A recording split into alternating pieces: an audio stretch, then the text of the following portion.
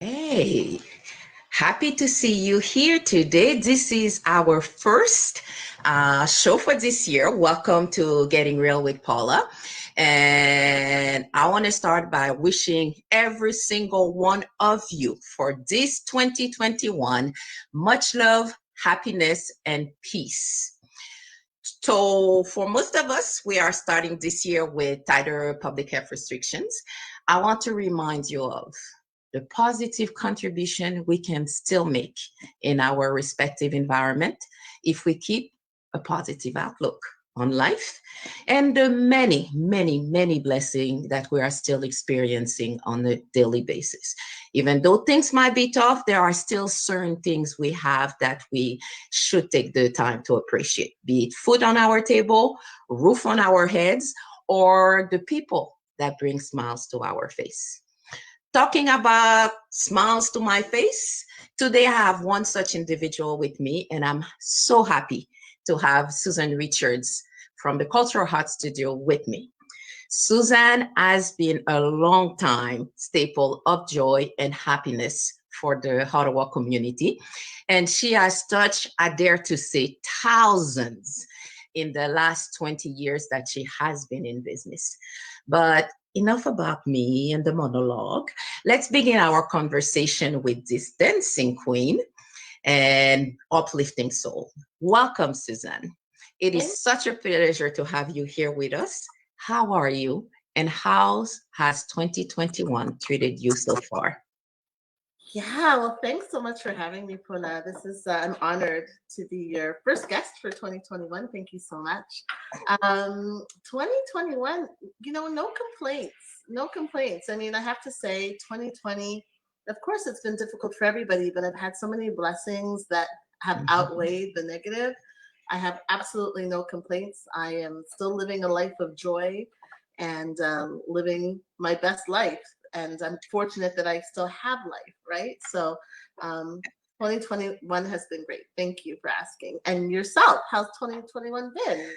So far, so good. I'm having a blast. I'm still enjoying life. And let's just say I'm looking for ways to still make positive contribution and see how you help people for the greater good.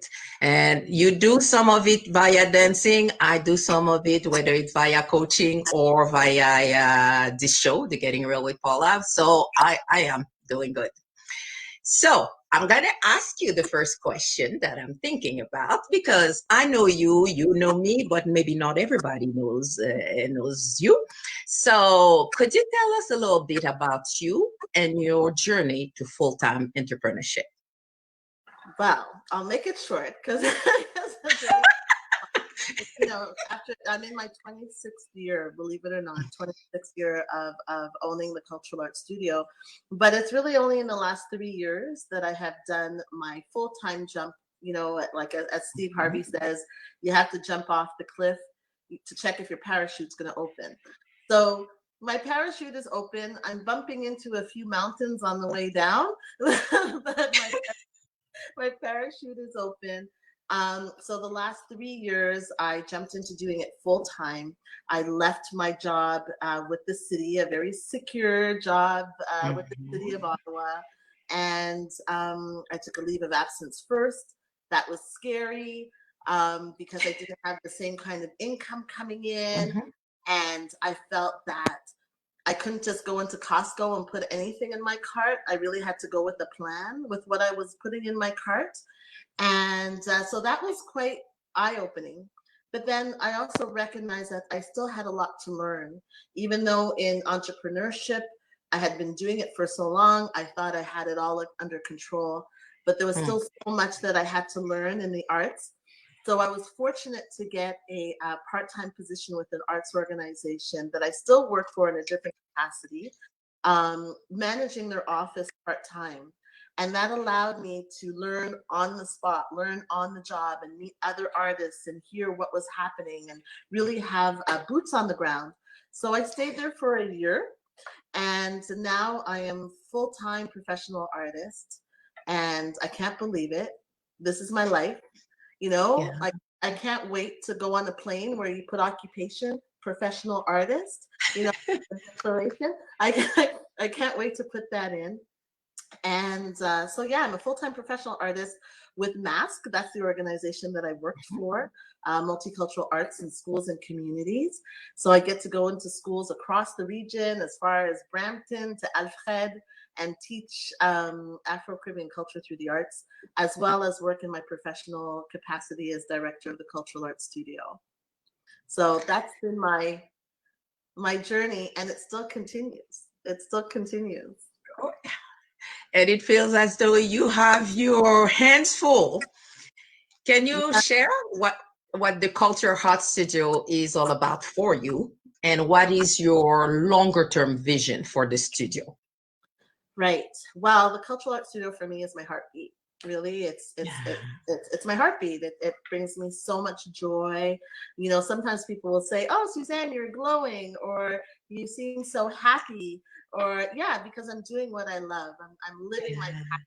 So the Cultural Arts Studio, in terms of its vision, what it is, it's a space, a dance space, dance, wellness, and community space that is open for children of all ages, adults, all the way up to 99. I'll even take you at 102. And we have dance programs, but I also create unique programs. So creating unique programs such as Saucy and Sweaty is something that I created. Shay is I created. And we've had a long journey. We've come from a community Mhm. center to now being in our own space in Overbrook, which is just amazing. We're located in the second oldest building in Overbrook. You walk in and you just feel like singing fame, you know? It's like, yeah, it's just a beautiful space. And the energy there is beautiful. So, and the community in Overbrook has been amazing as well. So the Cultural Arts Studio for me is exactly that, but we're growing, and I've had to pivot and change, and you know, Mhm. so we've added a nonprofit sector of it. It's called ACAI, which is the African Caribbean Cultural Arts Institute. And that's the other hat that I'm now wearing, still within the same umbrella, still in my passion, but bringing in other artists as well and other art forms besides dance. Hmm. Wow, I'm telling you, you keep on taking more things. I don't think I've ever seen you small in anything that you do. So it fits to me, the image. Can you tell us, you've been building this baby for decades, and it feels to me that as I've seen you evolve over the years, that your vision goes far beyond than just dancing. Can you elaborate on that?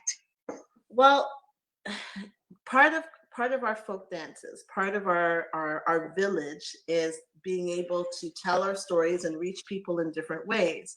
So there's been a community program such as our Birds of Paradise program, which is for Mhm. seniors, and seniors get to pay only $20 for 17 weeks and come and not only dance, but really have that sense of fellowship, Connection. have Yeah. that sense of belonging. It reduces isolation. It gets them moving. So it's a dance program disguised as a community program. Uh, we also have a program which is the cotillion that we do, the Afro-Caribbean cotillion. Of course, it was affected this year, but that's a mentorship program for youth between the ages of 15 and 22. That came out of dance. I was teaching a choreography, and I asked my dancers to give me their fanciest fashion show walk. And they walked like they were playing hockey. They were like on ice. And I was like, What? Because I grew up in an era where we had school fashion shows, and we embraced femininity at that age, right? Whereas a lot of our youth are growing up in an age where they're told to hide their femininity, where they're told that don't wear certain things, and it's just a different era. So I wanted to address that in a Canadian I guess, capacity, that Mhm. still making sure that we follow through our rites of passage as Mhm. young women in the African and Caribbean community. So that's where the cotillion came from. And of course, we do fairs and markets and all sorts of stuff. The community is I said the studio is my heartbeat, but it's the community that Yeah. pumps the blood into it, right? That allows me to continue to do what I do. Um, like most entrepreneurs, I'm sure you have had to rethink your service delivery. And I've seen you on social media since the beginning of the year. And I'm just, to be honest, in total awe of what you do. And what are some of the lessons learned or discoveries that you've made through this time, this pandemic time? Wow, that's a loaded question. I know. Because I've been present because I had to be present. I felt this need to, even though, trust me, I wanted to hide under my covers and eat potato chips. That's what I wanted to do. but my love of dance and my love of community really just came out, and I had these opportunities with the National Arts Center to lift people's spirits through Afro-Caribbean dance. I had opportunities through Mask and doing balcony dancing for seniors all across the city.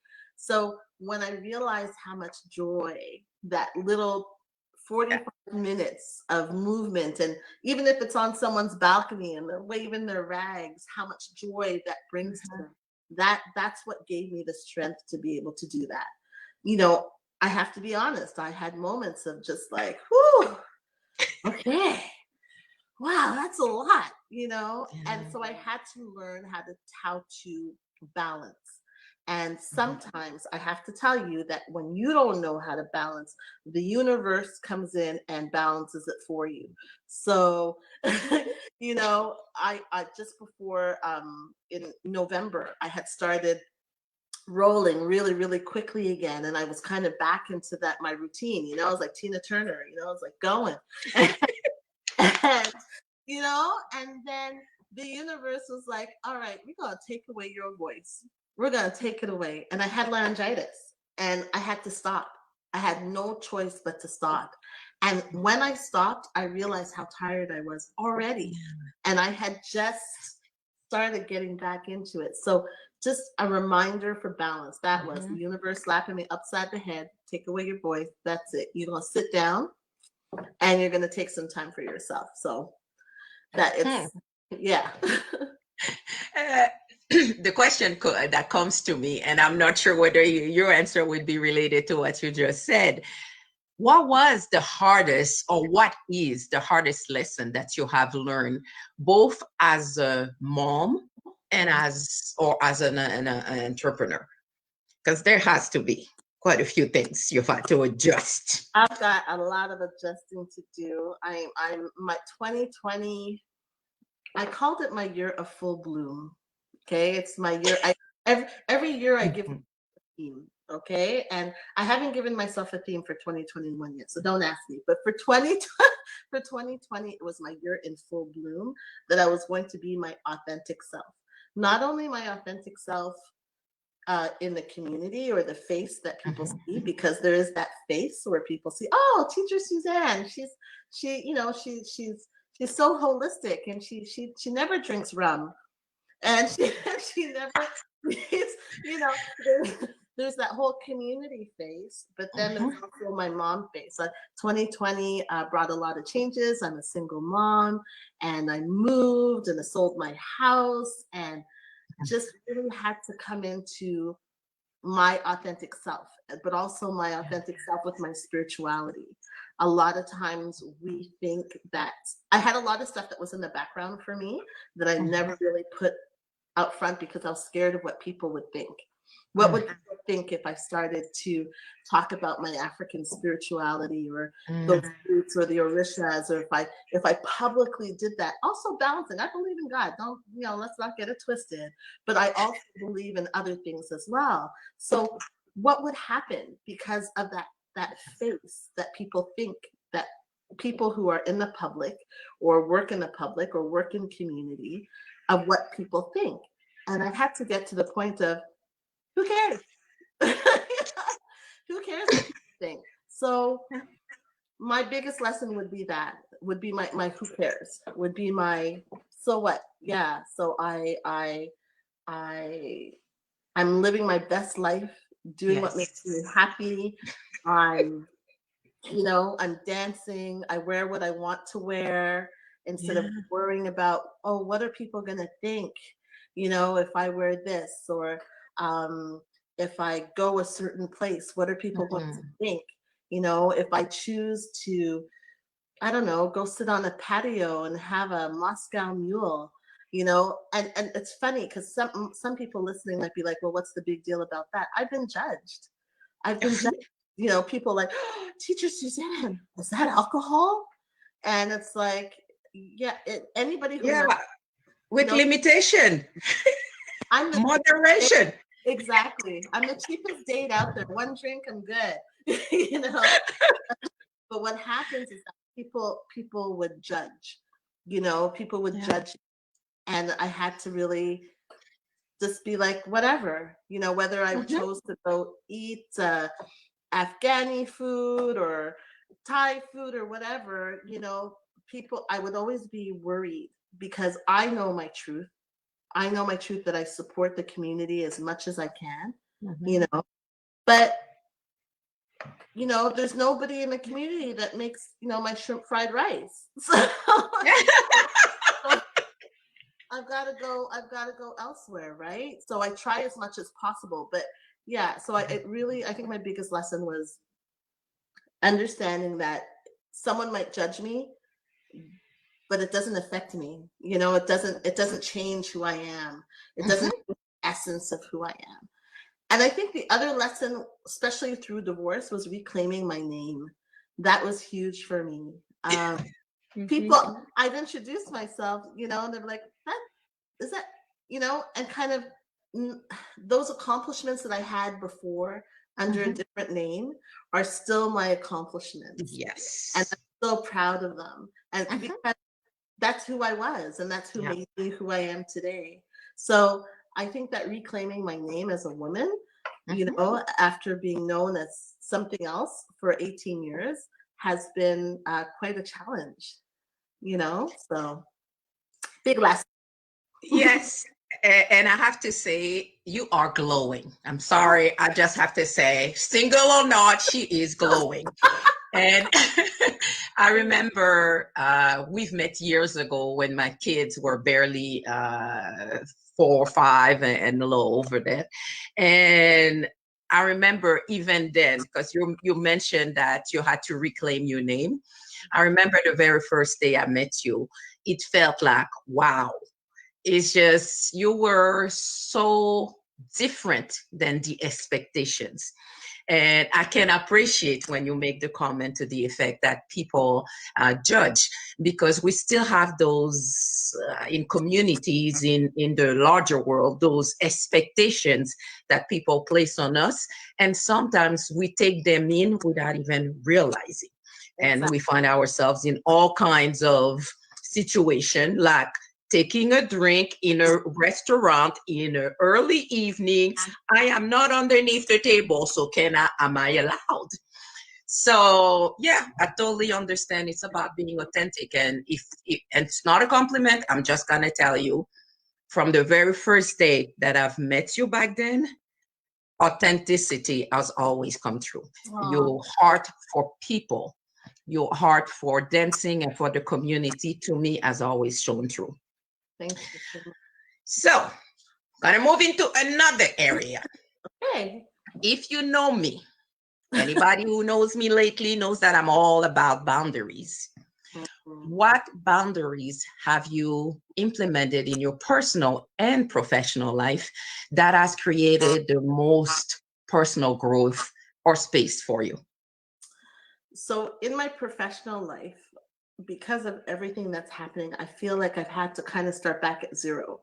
Even after 26 years, I feel like there's so much that I don't know. And I have to be okay with that. That's Yeah. my personal boundary. Like, how the technology, well, so, you know, that's that's not my area of expertise, Mhm. so and being able to teach online, it's all relearning. But the boundary around my professional life has been being okay with it and knowing that once upon a time I may have been an expert, but right now I am not an expert at teaching in this way. So I've actually signed up for a course through the Black Canadian Chamber of Commerce. It's a mastermind class. It'll be for a year. I've made a commitment for myself, for my business, to understand that I don't know everything. I know Mhm. something, but I don't know everything. Right.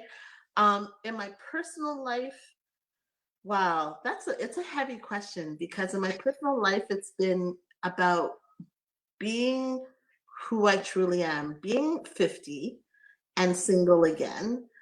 Mhm.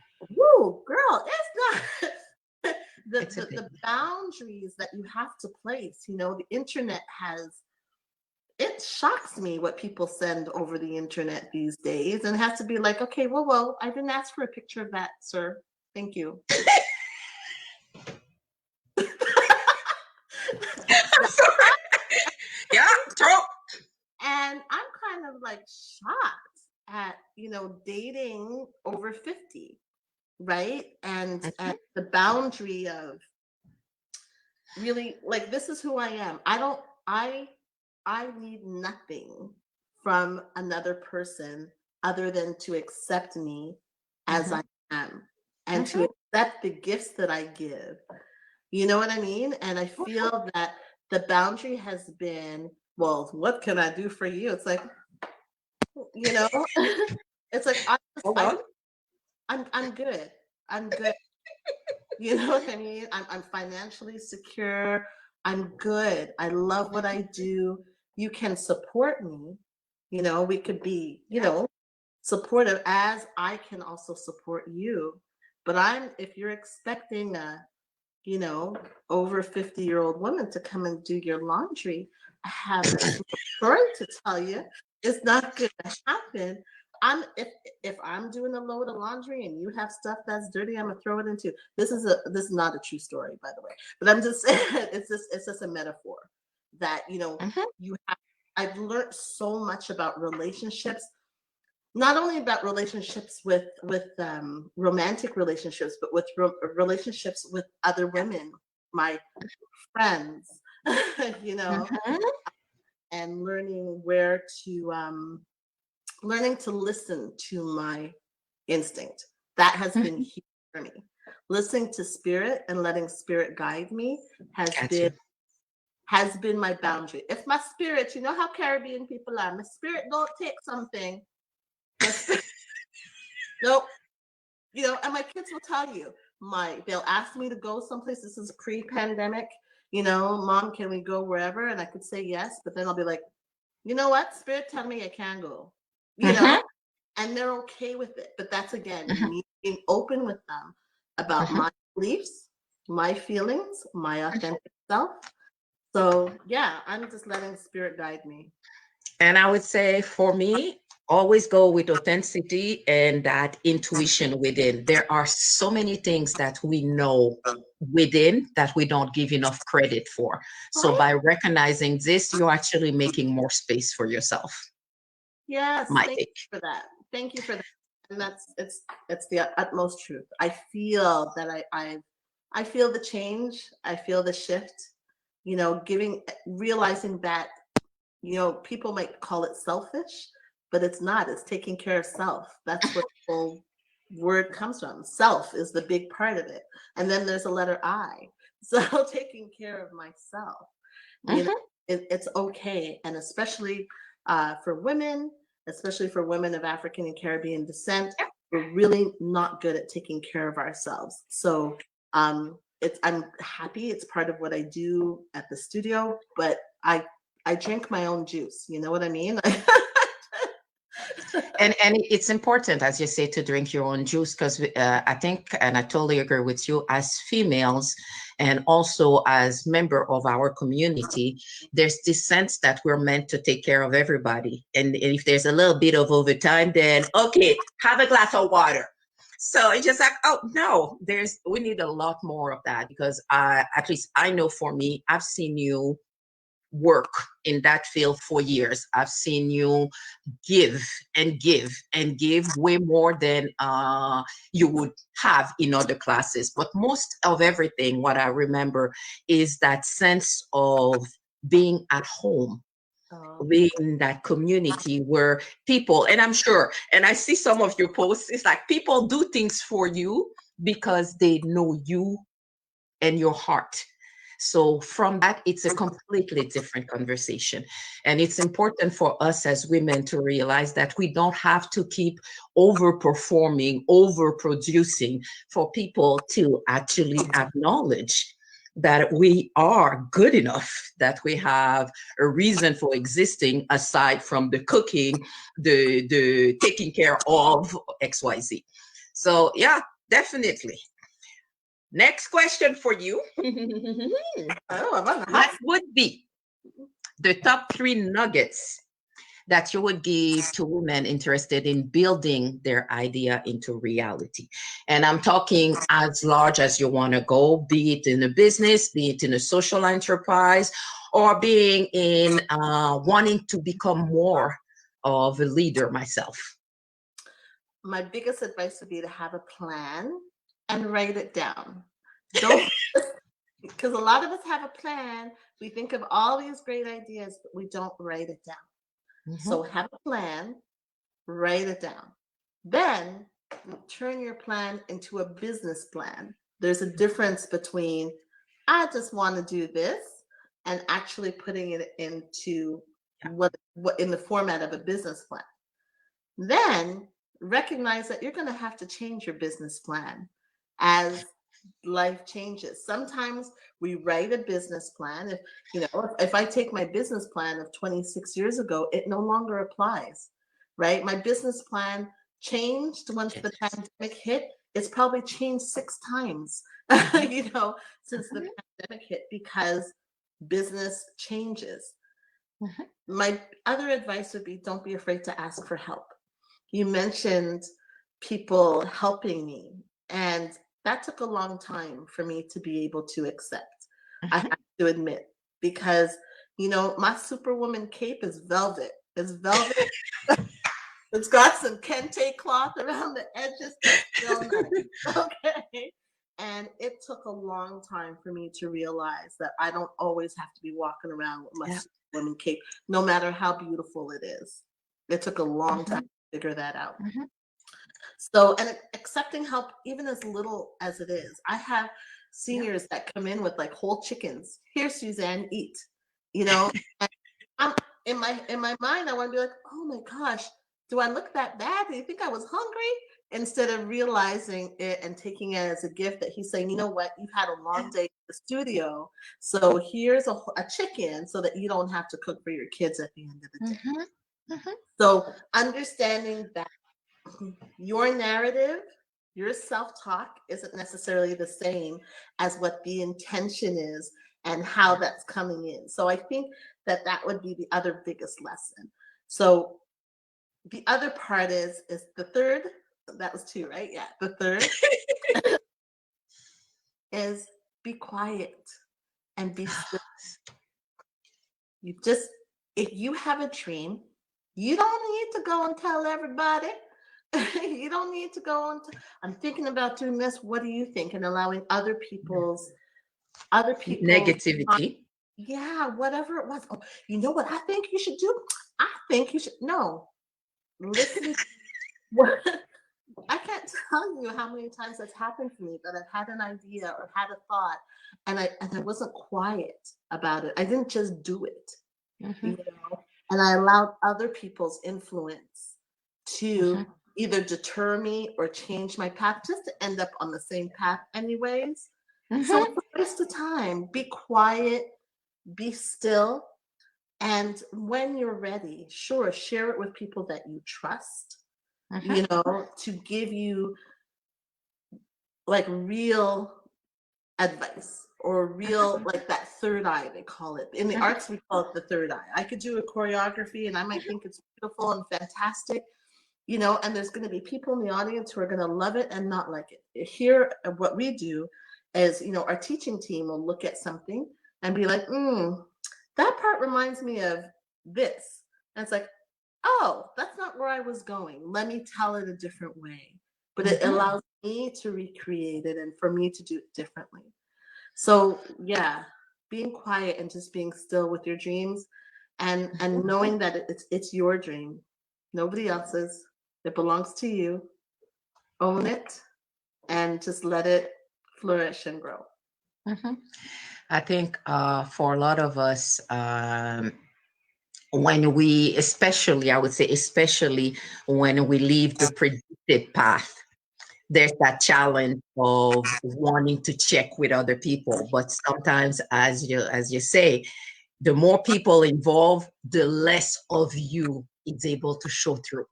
So it's taking that time to stay quiet, make space for myself and my dream, and then start moving before you involve too many people.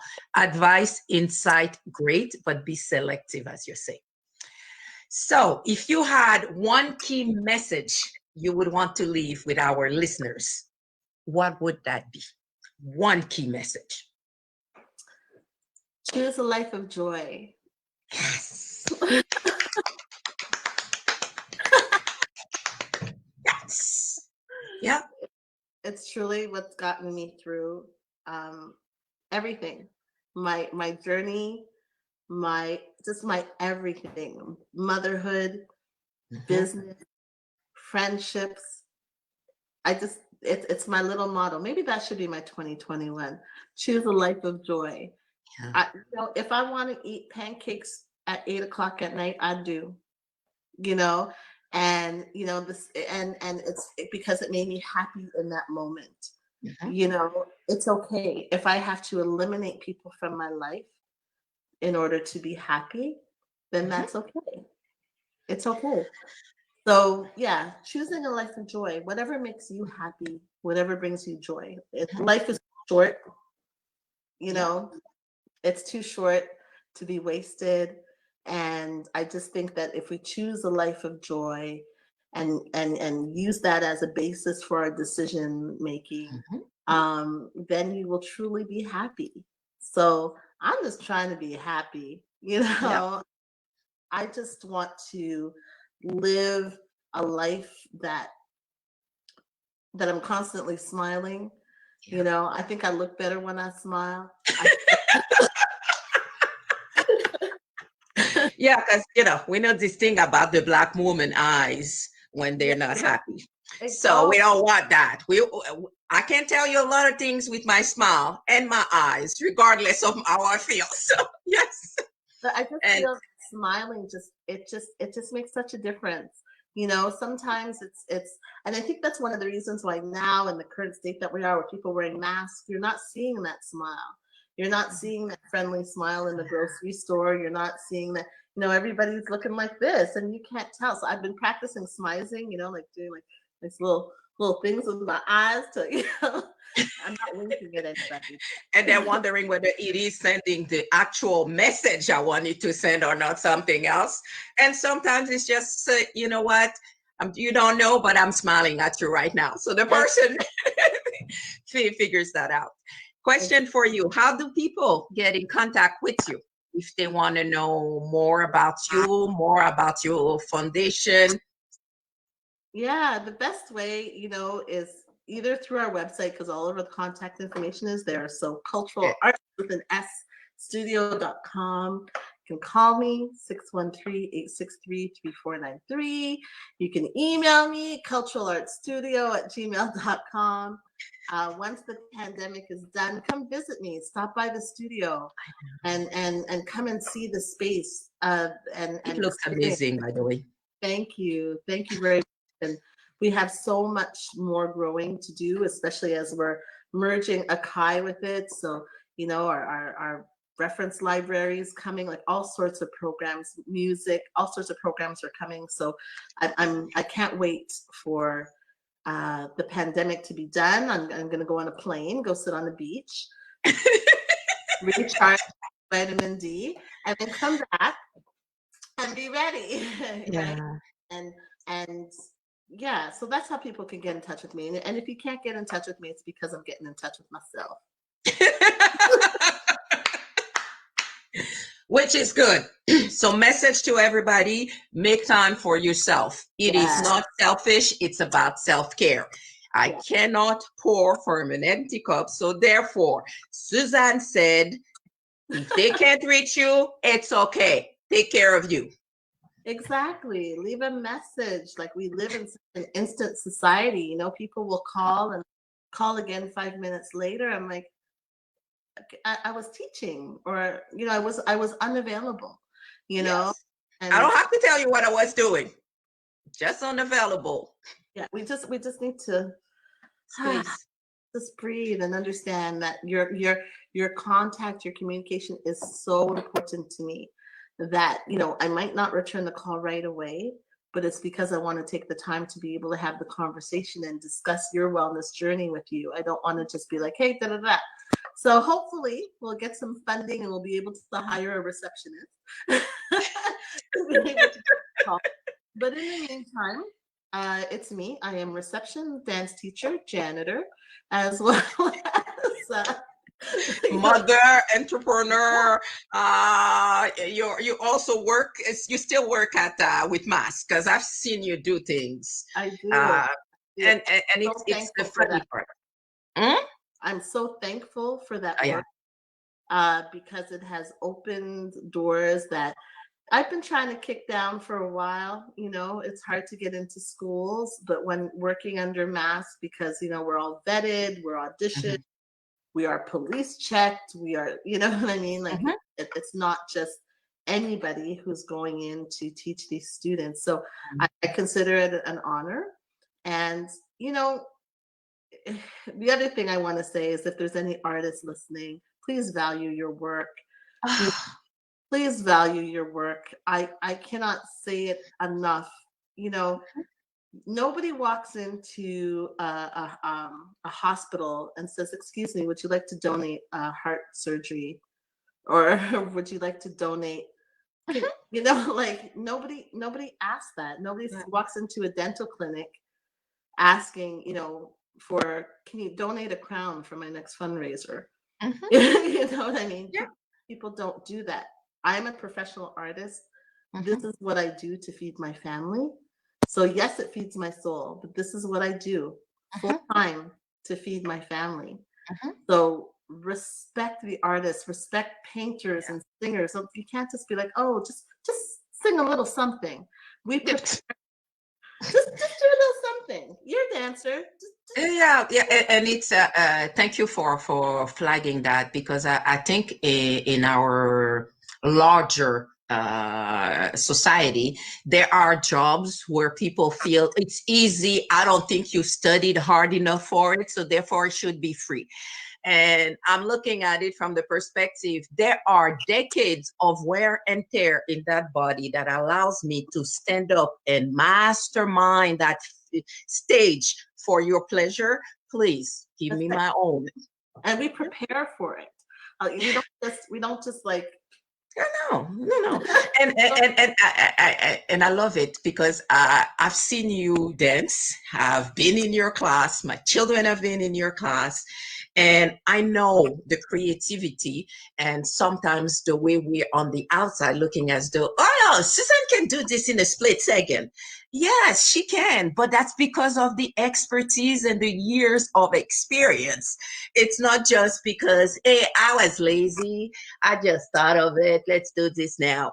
And that's the portion that we, as a larger community, and especially, I would say, when it comes to the pandemic and the fact that we have to look at things differently, it's a good moment to reassess what are those blind spots that I'm carrying and I am maybe transferring to other people. Because it could be my child wants to be an artist, but I'm like, yeah, you're not going to feed your family with that.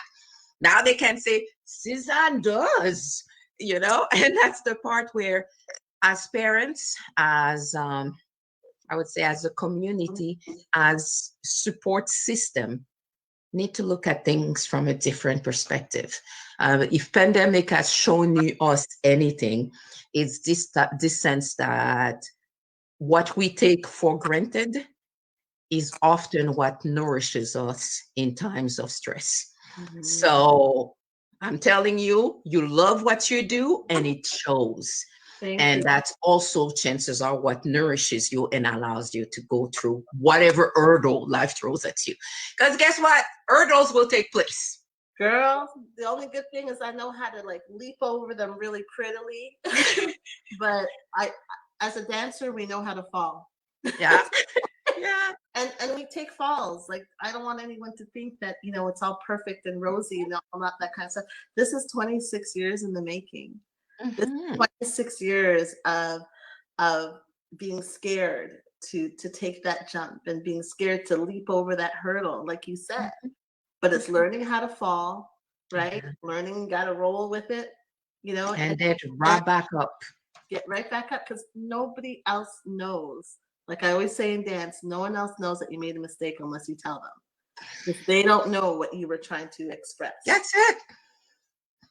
So thank you. Thank you. Thank you very much for starting the year with us on such beautiful message. My heart sings right now. And I hope that the people watching and are going to watch in the future will also get the vibe that you are sending us. And I wish you success, but more than anything else, happiness. Thank you so very much for having me, Ashe. Thank you so much. I'm blessed to started. This is my first interview for the year, so I'm excited. This has been a great start, and I've had a great time chatting with you, Paula. It's nice to have that contact and those giggles. Yeah, Paula comes with giggles. There's no hope with that. Which is good. So thank you very much. And don't be a stranger. If you ever want to come back and show us some of your love or even share with us some of your progress on different files, please feel free. I think I know of people that you might not be aware of that got to know you over this pandemic session. And I remember this one person in particular, she contacted me and tell me, I discovered this lady. She does this. And then she's telling me what I said, is that Suzanne? She said, yes. How do you know her? And I'm like, yes. But more than being happy about that, I'm like, it's going to be great. If you're in Suzanne's hands, you're going to have a blast. Because even through the screen, you have this way of coming through so strongly and so warmly at the same time that I'm like, yes, yes, yes. Thank you for keeping us happy the whole season through. Thank you. I look forward to dancing with you soon. Yes, yes, yes. I'm retired now. So I can do anything I want whenever. So we'll see. So you take care. Thank you. Bye bye.